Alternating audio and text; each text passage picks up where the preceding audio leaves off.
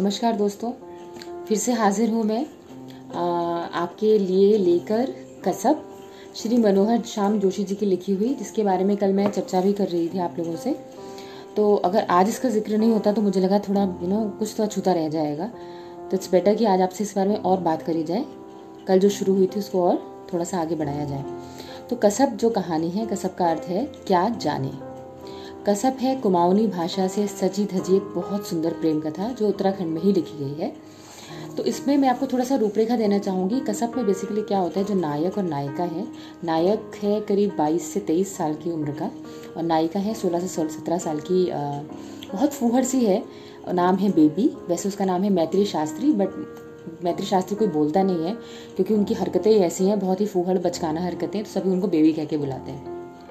नायक का नाम है डीडी। नायक थोड़ा इंटेलेक्चुअल सा है और बॉम्बे से आया हुआ अभी है, पहाड़ का ही, पर बॉम्बे में जॉब करता है, सिनेमा से कुछ रिलेटेड उसका जॉब है।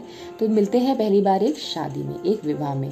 तो अब जहाँ विवाह की बात हो वहाँ पे संगीत की बात ना, ऐसा तो हो ही नहीं सकता। तो जो पहला दृश्य मैं आपके सामने भी लेके आ रही हूँ, वो पहला दृश्य ऐसा ही है कि संगीत की ही चर्चा चल रही है, तो वहीं पर शुरू होता है। तो ये है कि फिल्म के एक गीत में फ्रांसीसी और हिंदी दोनों के शब्द थे। मिडिल चाइना माल से शॉर्टकट लेकर ऊपर की ओर चढ़ते हुए उसकी चर्चा छिड़ी है। गुड़िया गीत की एक पंक्ति गुनगुनाने लगती है। एक कैरेक्टर गुड़िया भी है इसमें, उसके बारे में आगे चर्चा की जाएगी। गुड़िया कहती है जिलेम्बू जिलेम्बू जिलेम्बू जिलेम्बू। अब बेबी पूछती है, बेबी मतलब हमारी नायिका, अरे इस जिलेम्बू का मतलब क्या ठहरा? नायक बताता है, मैं तुमसे प्यार करता हूँ। नायिका चौंकने का अभिनय करती है, कहती है मुझसे? वह हंसती हंसती गुड़िया पर गिर जाती है। उसे संभालते हुए गुड़िया नायक पर गिरने लगती है। अब चट्टाने हैं, उन पर पिरूल है, पिरूल होती है चीड़ की सूखी सुइयां। पांव फिसलता है। गुड़िया के धक्के से नायक लगभग गिर जाता है। अपने को बचाने के लिए नायिका का हाथ पकड़ लेता है। अब स्थिति कुछ यूं है कि बचते बचाते भी नायक का घुटना चट्टान से छिल गया है। वह नायिका के हाथ का सहारा लेकर उठ रहा है, नायिका उस पर झुकी हुई है। कराहते हुए नायक सफाई देता है, मैं तो तुम्हें फ्रांसीसी का मतलब समझा रहा था, वैसे ये गलत फ्रांसीसी है। अब वह नायिका के पास खड़ा हुआ है। नायिका मुस्कुराकर पूछती है, तो सही फ्रांसीसी क्या ठहरी? अरे ठहरी जो है, ठहरी, बल, इन शब्दों का कुमाऊनी में बहुत महत्वपूर्ण स्थान है, ये मत समझिएगा कि हल्के में मत लीजिएगा। तो पता नहीं, नायक लंगड़ाते हुए आगे बढ़ता है, शायद जामेवू। अब ये जामेवू का मतलब क्या ठहरा? नायिका पूछती है, अरे मैं तुमसे। नायक वाक्य आधा छोड़ देता है, मैं तुमसे।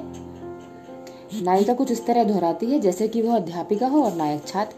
चलो शाबाश शाबाश, यहाँ तक ठीक बताया, अब आगे बढ़ो। नायक चुप लगा जाता है। नायिका कहती है, नायिका यानी बेबी, नायिका कहती है, बताओ बताओ मैं तुमसे। गुड़िया हंसने लगती है और मुनिया भी, और तो और गंभीर दया के होठों पर भी मुस्कान आ जाती है। अरे मैं तुमसे क्या? नायिका पूछती है, क्या करता हूँ? भांग की जड़ी करता हूँ, नायक खींच कर कहता है। भांग की जड़ें होने वाली ठहरी फ्रांस में? नायिका पूछती है। उत्तर तुम्हारा गलत जैसा हो रहा भाई, फिर सोचो, मैं तुमसे। नायक एक गहरी सांस लेकर अपने को संयत करता है और कहता है, मैं तुमसे प्यार करता हूँ। तो ये एक बहुत छोटा सा अंश था जो मैंने आपके साथ भी शेयर किया। बहुत ही सुंदर कहानी है और हम तो बहुत ज़्यादा रिलेट कर पाते हैं इसको, और आई एम श्योर कि आप लोग भी कर पाएंगे। जहाँ प्रेम है, जहाँ कहानी है, हम सभी रिलेट कर सकते हैं। तो अब मिलेंगे अगले अंक में कुछ और लेके। कसब, आप भी पढ़िएगा ज़रूर।